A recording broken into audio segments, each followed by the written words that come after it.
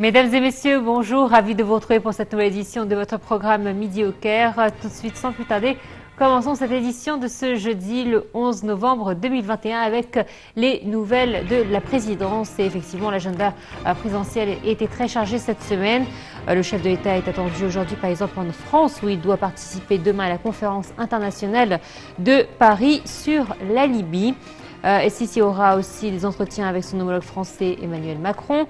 Le chef de l'État s'entretiendra également avec un nombre de chefs d'État et de gouvernement participant à ce sommet.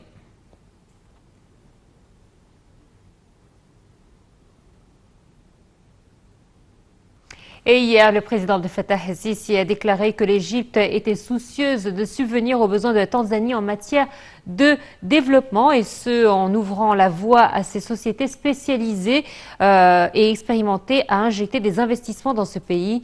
Sisi a fait ces déclarations en recevant hier au palais présidentiel d'El Tahadea son homologue tanzanienne Samia Hassan. Je vous propose d'en voir plus de détails à travers ce commentaire signé Perian Farou. L'Égypte est soucieuse de subvenir aux besoins de la Tanzanie en matière de développement, notamment dans le secteur de l'infrastructure, de l'électricité, de la santé et de l'agriculture, et ce en ouvrant la voie à ces sociétés spécialisées et expérimentées à injecter des investissements dans ce pays. C'est ce qu'a affirmé hier le président Abdel Fattah el-Sisi lors de son entretien au Caire avec son homologue tanzanienne Samia Suluhu Hassan, soulignant également les perspectives de coopération pour le transfert d'expertise et le développement des capacités. La présidente de la Tanzanie a pour sa part salué le progrès réalisé récemment par l'Égypte, qui est une leçon inspirante pour son pays. Lors d'une conférence de presse conjointe avec le président el-Sisi tenue à l'issue de la rencontre, Madame Hassan a apprécié les aides techniques offertes par l'Égypte à la Tanzanie dans tous les domaines, ainsi que les bourses, les programmes de formation de talents et les usines construites, souhaitant le renforcement de la coopération dans tous les domaines d'intérêt commun. La présidente tanzanienne a remercié le chef de l'État pour tous les efforts déployés en faveur de son pays, ajoutant que sa visite en Égypte illustrait les relations solides et de longue date entre les deux pays et la coopération qui est incarnée par le barrage de Julius Nyerere. Elle a ajouté que ses entretiens avec le président el-Sisi avaient porté sur la coopération militaire et de défense entre les deux pays. Madame Hassan a exprimé sa reconnaissance envers l'Égypte pour son appui dans le secteur de l'énergie, évoquant la signature de contrats pour construire des centrales et parachever le barrage de Julius Nyerere qui permettra de générer 1700 MW. Une cérémonie de signature de plusieurs mémorandums d'entente entre l'Égypte et la Tanzanie a ensuite eu lieu. Il s'agit de mémorandums dans les domaines de l'éducation supérieure, de l'enseignement, de la jeunesse et du sport. Le chef de la diplomatie, Samah Shoukry, a déclaré hier que les États-Unis voulaient élargir la coopération avec l'Égypte dans les domaines politiques et socio-économiques. Shoukry a fait sa déclaration lors d'une rencontre avec les journalistes égyptiens et arabes tenus au siège de sa résidence à Washington au terme de sa visite aux États-Unis. Le ministre des Affaires étrangères a précisé que le secrétaire d'État américain Anthony Blinken avait souligné l'importance d'élargir les axes de coopération avec l'Égypte sur les plans politiques et socio-économiques, faisant état de l'accueil par l'Égypte de la prochaine conférence des Nations Unies sur le climat, COP27, qui se tiendra donc en 2022, et de l'intérêt américain à renforcer la coopération avec l'Égypte dans ce domaine. À cet égard, Shoukry a ajouté que deux comités, l'un sur la coopération bilatérale économique et l'autre sur la question du changement climatique, notant que les deux pays célébreront l'année prochaine le centenaire de l'établissement de leurs relations diplomatiques, et des activités auront lieu pour marquer ces relations entre les peuples américains et égyptiens.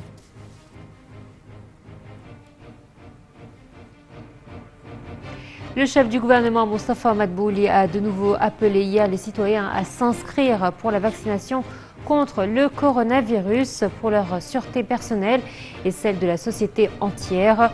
soulignant que l'État tenait à fournir les vaccins en quantité suffisante et étendre leur production à l'échelle locale.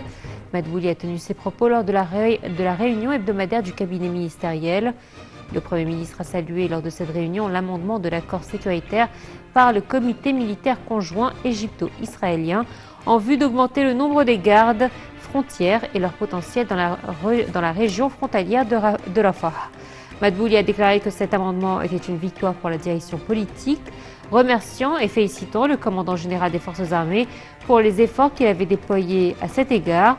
Le Conseil des ministres a approuvé lors de cette réunion 2 projets de loi concernant la modification de certains dispositifs de la loi sur le registre foncier et celle de l'impôt sur le revenu.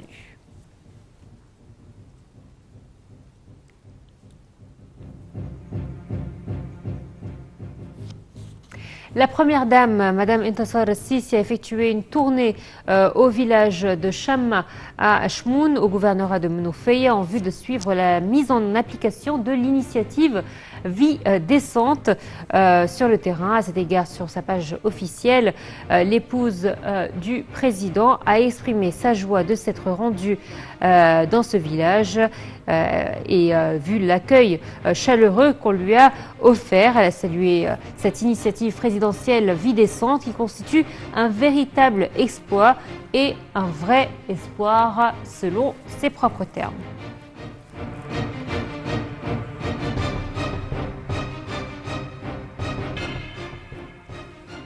Le ministère de la Santé a annoncé hier que 627 personnes rétablies du coronavirus avaient quitté les hôpitaux de confinement après avoir reçu les soins médicaux nécessaires, augmentant ainsi le nombre des cas guéris à 284 993 cas. L'adjoint de la ministre de la Santé, Dr Khaled Megahed, a déclaré que 934 nouveaux cas de coronavirus avaient néanmoins été enregistrés, ce qui porte le nombre total des personnes contaminées jusqu'à présent à 340 269. Le ministère de la Santé a annoncé aussi avoir répertorié 63 nouveaux décès, ce qui augmente le nombre total des victimes de la Covid-19 à 19 249 cas.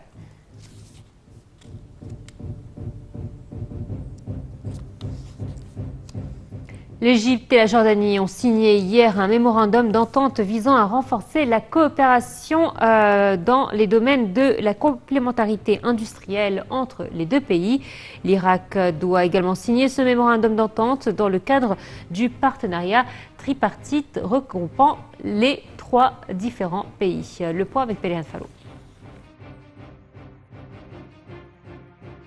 La ministre du Commerce et de l'Industrie, Nevin Gema, a signé hier avec son homologue jordanien, Youssef Al-Shameli, un mémorandum d'entente visant à renforcer la coopération dans les domaines de la complémentarité industrielle entre l'Égypte et la Jordanie. Le ministre irakien de l'Industrie et des Minéraux, Manhal Aziz Al-Qabbez, doit lui aussi signer l'accord. S'adressant à la presse, Gema a indiqué que cet accord de 3 années renouvelables intervenait dans le cadre des directives du président Abdel Fattah el-Sisi qu'il avait donné mardi lors de sa rencontre avec le prince héritier de Jordanie, l'émir Al-Hussein Ben Abdullah, selon lesquels il a affirmé l'importance d'accélérer la signature de cet accord sur la base des résultats du sommet tripartite regroupant l'Égypte, la Jordanie et l'Irak, tenu à Amman l'année dernière. Elle a noté que le sommet tripartite avait mis l'accent sur l'importance de mettre en œuvre plusieurs projets de coopération entre les 3 pays qui s'efforcent de mettre en œuvre les accords conclus au plus vite possible et de renforcer le partenariat et d'approfondir la coordination et la complémentarité entre les 3 pays frères. Elle a souligné que ce mémorandum d'entente contribuerait à améliorer la coopération tripartite dans le domaine de la complémentarité industrielle afin d'obtenir des avantages communs en faveur du développement économique exempté. Le volume des échanges commerciaux entre les 2 pays a connu un grand développement au cours du premier semestre de cette année, atteignant 370 millions de dollars, contre 283 millions de dollars au cours de la même période de l'année dernière, avec une augmentation de 30% dont 292 millions de dollars étaient des exportations égyptiennes et 78 millions de dollars étaient des importations du côté jordanien, a expliqué Madame Guéma. Elle a souligné que ces chiffres n'atteignent pas le niveau de capacité de fabrication disponible en Égypte et en Jordanie, sur lesquels on peut s'appuyer pour provoquer un boom des taux d'échange commerciaux et des investissements conjoints. Pour sa part, le ministre jordanien de l'Industrie, du Commerce et de l'Approvisionnement a affirmé le souci de son pays de renforcer la coopération commerciale, industrielle et d'investissement avec l'Égypte, notamment à la lumière des relations distinguées qui unissent les deux pays, notamment que la visite du prince Hossein Ben Abdullah en Égypte s'inscrivait dans le cadre du renforcement de la coopération existante entre l'Égypte et la Jordanie. Le ministre des Transports, Kamel Wazir, a signé un nombre d'accords et de mémorandums d'entente dans le domaine du transport maritime, des ports secs et du domaine du transport terrestre avec de grandes entreprises internationales et locales spécialisées lors de la journée de clôture du Salon des transports intelligents Transmea 2021. El Wazir a notamment signé un mémorandum d'entente avec Clémence Cheng, responsable du secteur Europe et Afrique de la société chinoise internationale Hutchison pour le développement portuaire pour étudier une coopération conjointe dans le domaine de la construction d'un terminal à conteneurs au quai 100 au port de Khela ainsi que la construction d'un terminal à conteneurs au port d'El Sourna selon l'agence MENA. Le ministre des Transports a également assisté à la signature de l'accord exécutif pour une subvention de 8 millions d'euros fournie par la Commission européenne CE pour contribuer au financement de la mise en œuvre du projet de réhabilitation du tramway Roml à Alexandrie.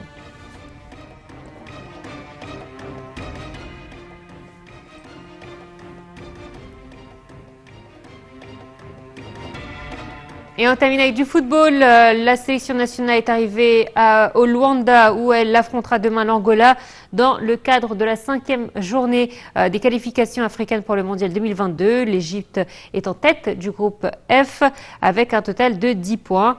Les Pharaons devancent de 4 points la Libye qui est deuxième. Il leur suffiront donc de gagner ce match pour se qualifier pour la phase finale.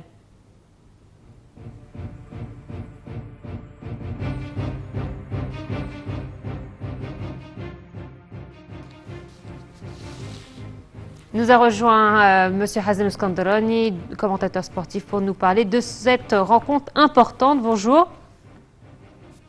Allô?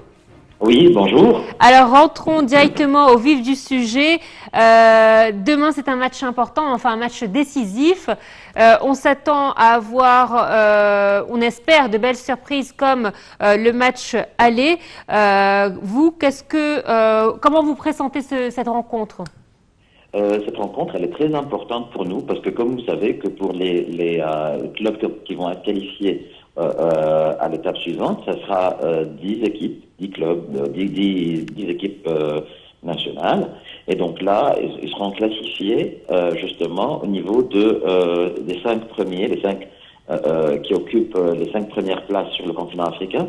Et le deuxième niveau, ça sera justement les places ou les équipes de 6 à 10.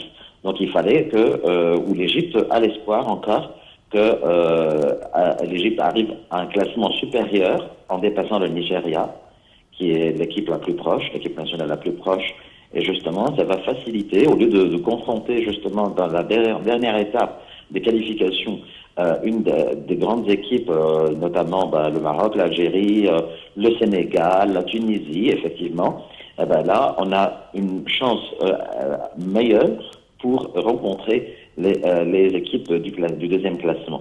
Donc, on espère que notre équipe nationale va gagner le match de demain et le match d'après-demain, le dernier match dans le groupe. Et on espère que l'équipe nigériane va perdre un match ou deux, ce qui va nous permettre d'être dans le classement du premier niveau. Est-ce qu'on s'attend à beaucoup d'absences demain, étant donné qu'il y a beaucoup de compétitions qui se jouent actuellement? Est-ce qu'on s'attend à des absences? Oui, principalement, on ne regarde que notre équipe et nos résultats actuellement. Parce que il faut se concentrer sur ça, parce qu'il ne faut pas qu'on s'occupe des résultats des autres équipes. Et on oublie justement les résultats de nos matchs à nous. Donc il faut se concentrer surtout sur ce match contre l'Angola et le dernier match qui va avoir lieu ici au Caire pour gagner ces deux matchs et justement augmenter nos points. Et possiblement, dans la CAN, la prochaine CAN au mois de janvier, on va monter en qualification justement dans notre niveau.